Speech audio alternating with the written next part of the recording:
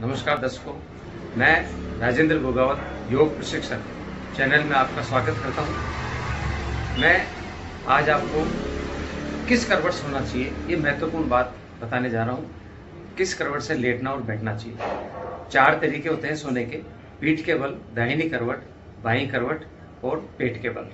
और मैं ये भी बताऊंगा कि भगवान श्री राम और विष्णु भगवान किस करवट सोते थे। सबसे पहले बात करते हैं पीठ के बल सोने की।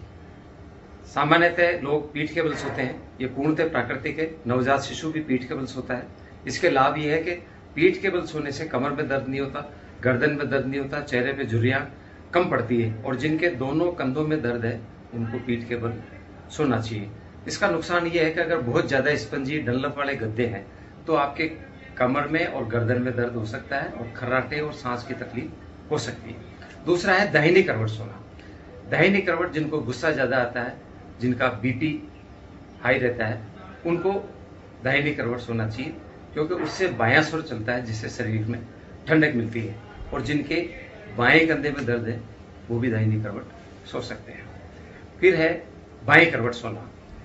आयुर्वेद में बाईं करवट सोने को उत्तम माना गया है, क्योंकि इससे भोजन छोटी आंच से बड़ी आंच में बड़ी सुगमता से चला जाता है और सोते समय आपका गला और सारा तंत्र है ये न्यूट्रल पोजीशन में आ जाता है, जिसमें जबान जीभ सब होती है। उससे आपको खर्राटे की और श्वास की समस्याएं नहीं होती। और बाईं करवट सोने से लीवर, हार्ट और किडनी पे प्रेशर कम पड़ता है। और न्यूरोलॉजिकल प्रॉब्लम्स जो होती है, जैसे पार्किंसन, अल्जाइमर, इनकी संभावनाएं भी बहुत कम हो जाती है। और गर्भवती महिलाओं को बाईं करवट सोने की ही सलाह दी जाती है, क्योंकि इससे उनके कमर पे प्रेशर कम पड़ता है, भ्रूण में रक्त संचार सुगमता से होता है और उनके प्लेसेंटा में न्यूट्रिएंट्स सुगमता से पहुंच जाते हैं। जिनके कफ विकार होता है, योग शास्त्रों में कहते हैं कि उनको भी बाईं करवट सोना चाहिए, जिससे उनका दाहिना स्वर चले। या जिनको सर्दी ज्यादा लगती है उनको भी बाईं करवट सोना चाहिए। भगवान श्री राम बाईं करवट सोते थे। इसको वाम कुक्षी अवस्था कहते हैं।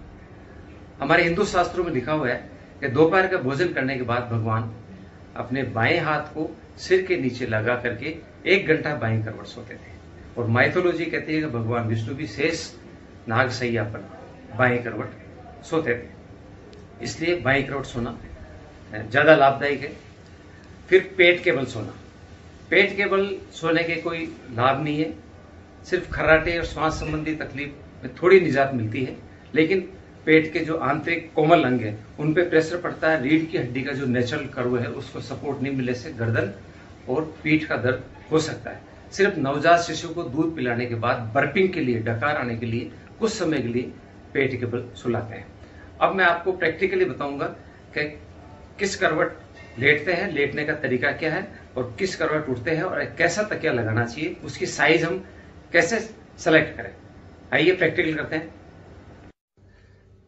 हमें कैसा तकिया लगाना चाहिए, इसकी साइज तय करने के लिए एक छोटा सा परीक्षण करना चाहिए। आप किसी दीवार के पास खड़े हो जाएं और ये जो बीच का गैप है इसमें जो तकिया फिट आए वो आपके लिए सही है। मैं एक तकिया लगा के देखता हूं।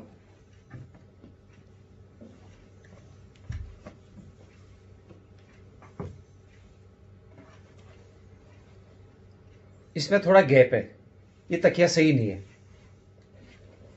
दूसरा लगा के देखते हैं।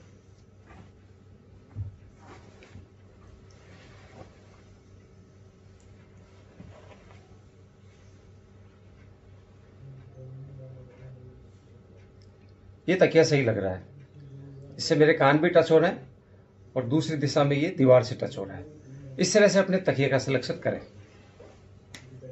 अब मैं आपको बताऊंगा कि हमें सोने के लिए किस करवट लेटना चाहिए और किस करवट से वापस बैठना चाहिए।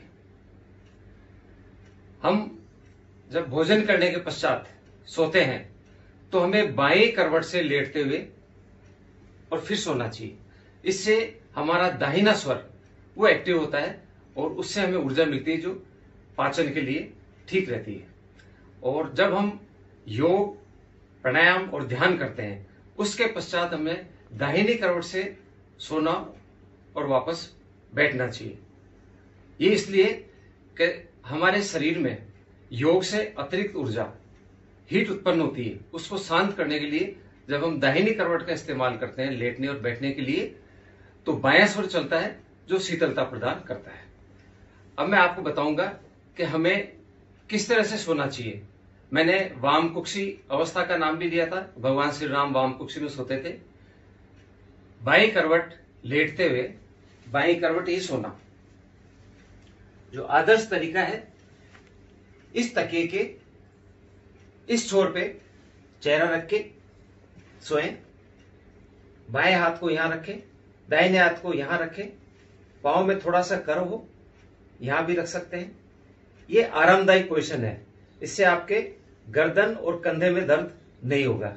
या जिनको सर्वाइकल है उनको अगर तकिया लगाने की जरूरत हो तो वो इस तरह का तकिया आता है सर्जिकल मार्केट में। यहां इसमें थोड़ी गोलाई है, ये जगह पतली है, ये लगा सकते हैं। और आसन प्राणायाम योग करने के बाद में दाहिने करवट का इस्तेमाल करना चाहिए लेटने के लिए। बस दाहिने करवट रात्रि में सोने का एक सबसे बड़ा नुकसान यह है कि इससे एसिडिटी बढ़ जाती है, अम्ल ऊपर की तरफ बढ़ता है। इसलिए बाएं करवट सोना सर्वोत्तम माना जाता है। अगले वीडियो में आपको बताऊंगा कि घुटनों के दर्द से कैसे छुटकारा मिले।